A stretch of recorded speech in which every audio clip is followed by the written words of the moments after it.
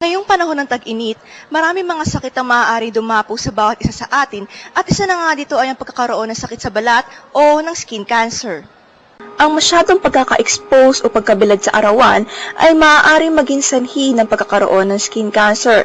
Ang init ng araw ay mayroong ultraviolet rays or UV rays na maaaring makasira sa ating balat. Ipinaliwanag nga ni Dr. Rajane Garcia, isang dermatologist, ang dahilan ng pagkakaroon ng skin cancer. One of the causes talaga or main cause talaga ng cancer of the skin will be it's more of hereditary talaga.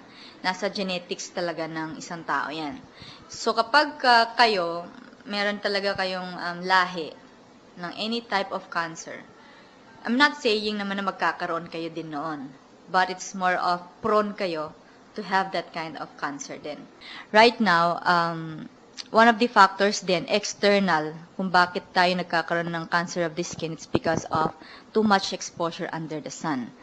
So as much as possible, meron tayong protection and yun yung tinatawag natin sunblock. Entire body dapat yan, face, tsaka sa body. Isa sa aking nakapanayam ay si Aling Myrna Reyes, isang Metro Aid, kung paano niya pinoprotektahan ang balat laban sa init ng araw. Ang protection na ginagawa ko, yung sombrero ko, may taping pistawil sa loob, binabasa ko ng malamig na tubig, tsaka yung sa skin ko, wala. Wala akong ginagamit na ito lang, long sleeve. Protection sa init. Pero sa lotion, wala akong ginagamit. Pinapayuhang maglagay muna ng sunblock bago umalis bilang proteksyon sa araw. At kung magsa-sunbathing naman, mula alas 6 ng umaga hanggang alas 7 ng umaga lamang. Shane Yumul, para sa Arangkada Balita.